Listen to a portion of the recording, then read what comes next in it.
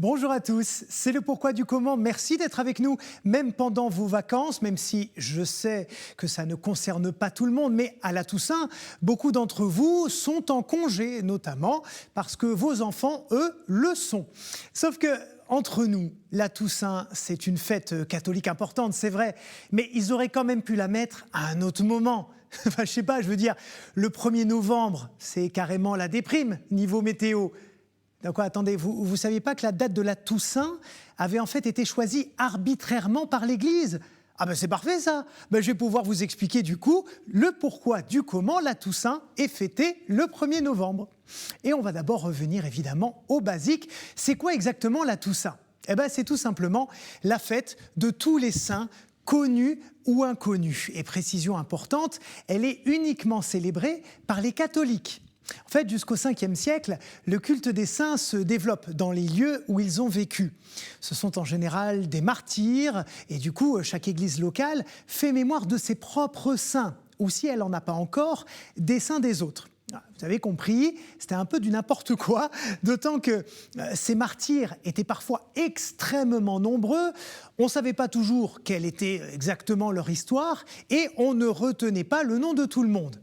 Tant de raisons qui ont poussé l'Église à instituer un jour spécifique pour célébrer tous les martyrs. La fête est introduite à Rome le 13 mai 610 par le pape Boniface IV à l'occasion d'un événement important et étonnant à la fois, la mutation du Panthéon de Rome en église. Parce qu'à la base, le Panthéon, c'était un sanctuaire romain dédié à toutes les divinités antiques de la mythologie, comme Jupiter, Mars, Minerve et tous les autres. Mais Boniface IV avait reçu le Panthéon en don d'un empereur byzantin. Et il décide de le transformer en église dédiée à Sainte Marie des Martyrs et à tous les saints catholiques. C'est à ce moment-là qu'il instaure la Toussaint. Alors, si depuis des siècles, on l'a fête au printemps, quand il fait beau, chaud, enfin en tout cas ça commence, comment est-ce qu'elle s'est retrouvée le 1er novembre? En fait, vers l'an 830, il y a un rite religieux celtique séculaire qui persiste et qui dérange un peu l'Église, surtout le pape de l'époque, Grégoire III. C'est la fête de Samin, qui est célébrée le 1er novembre. Et c'est en fait le nouvel an celtique, et ça donne lieu à des rites druidiques, des assemblées, des banquets, bref, un peu partout en Europe, on continue de célébrer la fête de Samin, et ça, Grégoire III, ça le chafouine. Du coup, pour contrer cette tradition et affirmer celle de l'Église, il instaure la Toussaint le 1er novembre. Et cette date est également stratégique puisque, parallèlement, novembre correspondait à la fin des vendanges et des moissons. Du coup, les fidèles étaient libérés de leurs travaux agricoles et ils avaient tout le loisir de se rendre aux célébrations organisées près de chez eux. Raison de plus pour passer la Toussaint du printemps à l'automne. Mais ce n'est pas tout.